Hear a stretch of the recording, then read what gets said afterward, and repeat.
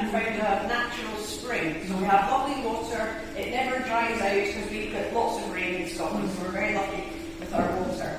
This is what barley looks like. So you might have seen that as I say, growing. Yeah. Lots of barley growing in this part of Scotland. And when you harvest it, it's these little grains. So you can pass that around if you want to. Anybody wants to have it closer? Okay, so we need to start the process of getting into the lovely flavour inside. So we wet the grains and then they burst into life. They think it's spring, so they start to grow. You get underneath the ground, quite near the surface. It's not cold. It's not coal, it's vegetation that's been crushed and held for a very long time. And some parts of Scotland don't have access to coal, so they would use this.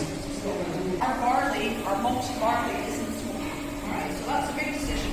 Are you going to have a smoky whiskey or a non-smoky whiskey? And here in Glenkinchie, the first stage of making whiskey. Alright? When we finish making the wort, what's left in the bottom, which is all sort of wet, mushed up barley, we sell it and we make cattle feed. So we make, and that's very nice cattle feed, full of protein. So we don't waste anything, we like to do.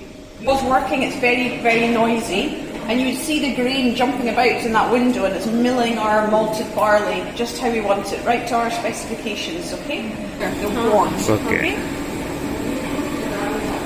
And you can smell, I think, the barley. Yes. Very nice. Yeah. It does taste very nice. Very sweet. Yeah. To work here, because we think the people that work here are really important. They're our fourth ingredient, so they work here for generations sometimes. So what they do, obviously, creates the lovely whiskey. So we're very proud of our history of workers who worked for a very long time. This Sean, he works here now, and his dad retired for generations. We're going to make beer.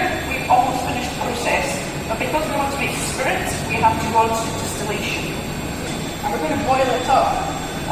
Alcohol boils at a lower temperature than water, so we can easily extract the alcoholic vapours, leaving the water behind. And the vapours, the vapours make contact with all the copper, and they make it up over this, we call this a swan's neck, the swan here, that's some of our actual new make spirit. So it went in like this, very dark brown, and it comes out crystal clear like this. So it's very nice. I can spray a bit on it. If anyone want to stick your hand out, I can give you a wee smell. You would like, and you'll get some of those original flavours we were talking about. It's quite nice. So that's what this is. The new mix spirit, and this will end up going into.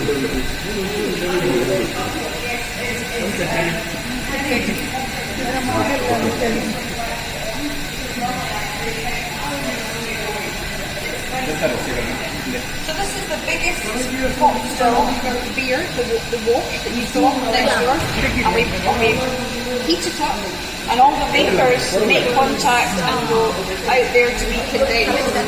Yeah. Once we've done that, then we take that liquid and we put it into the second still, and we do the same thing again, okay? And after that, that's 70%, that's what we call new make spirit.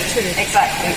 So that's like making gin, but then what we all do is put it in a cask for a very long time. So if you're going to make gin, you can do it in about a week. Might maybe take 24 years to make a glass of whiskey, so it's a very long process. You've got to be very patient in the whiskey industry. So we were just discussing maturation, which is what we call when we put the whiskey or the spirit into a cask, and that's when they start to age it. It has to be in that cask for 3 years before we're even allowed to call it whiskey. So that's one of the other rules of making whiskey. And then we can leave it in that cask for a very long time. Some of our whiskey is 31 years old up in our warehouse, and it's still sitting there, it's being kept. Okay. So excuse me. Let us say it's a 30-year-old whiskey. But do you keep whiskey stored for 30 years in the same cask, or do you change cask periodically? We don't touch it. We don't move it. We don't heat it or cool it. We keep the lights off. It's like putting it to sleep. So we just leave it alone. Very, very still. Yeah. Occasionally we might take a sample.